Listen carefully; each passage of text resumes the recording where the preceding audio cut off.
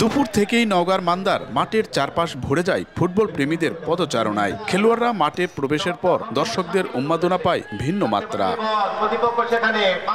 মাসব্যাপী ফুটবল টুর্নামেন্টের উদ্বোধনী খেলায় মুখোমুখি হয় রাজশাহী ও কুষ্টিয়া জেলা ফুটবল দল। শুরু থেকে দুদলই আক্রমণাত্মক খেলতে থাকে। ফুটবলাররা বল নিয়ে গোলপোস্টের দিকে এগিয়ে যেতেই দর্শকদের মাঝেও বাড়তে থাকে উচ্ছ্বাস। হেমন্তের পরন্ত বিকেলে তৃণমূল খেলোয়াড়ের ফুটবলের পায়ের নান্দনিকতা দেখতে ঢল নামে অগণিত ফুটবল প্রেমী। দুদল খেলোয়াড়ের গোলপোস্টে বল ঠেলে দেওয়ার ছিল প্রাণান্তকর চেষ্টা, যা দেখে বিমোহিত হন দর্শনার্থীরা। ফুটবল খেলা যে জনপ্রিয়তার শেষে আক্রমণ পাল্টা আক্রমণের মধ্যে দিয়ে আজকের এই খেলা যে উত্তেজনা ছিল সৃষ্টি ছিল, খেলা থেকে প্রচুর আনন্দ পেয়েছি। জমজমাট এবং হাড্ডাহাড্ডি খেলা, জনগণ খুব উৎসাহ সহিত খেলা উপভোগ করতেছে।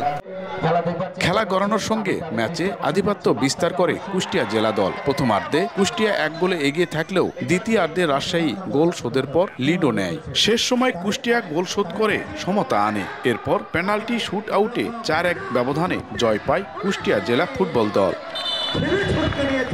গ্রামীণ জনজীবনে বরাবরই জনপ্রিয় ফুটবল, কিন্তু নেই পর্যাপ্ত সুযোগ সুবিধা। তৃণমূলের ফুটবল উন্নয়নে সহযোগিতা বাড়ানোর দাবি খেলোয়াড়দের। জেলা উপজেলাতে যে প্রার্থীগুলো আছে ওরা যদি আমাদের সহযোগিতা করে তাহলে আমরা প্রতিটা জেলা উপজেলাতে এরকম টুর্নামেন্ট, অন্তর্জেলা টুর্নামেন্টগুলো আমরা করতে পারি। এখন আমাদের দরকার যে সবাই যেভাবে করতেছে সবাই যেন করে এভাবে আর কি, মানে আন্তর্জেলা প্রতিটি জেলায় যেন হয় আর কি।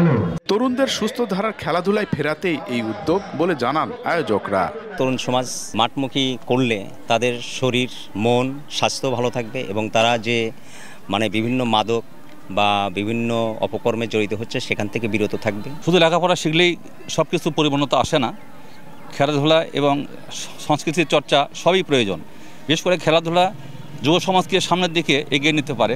মান্দা নিউ স্টার ক্লাবের আয়োজনে মাসব্যাপী এই ফুটবল টুর্নামেন্ট চলবে 15 ডিসেম্বর পর্যন্ত। এমআর রকি, সময় সংবাদ, নওগাঁ।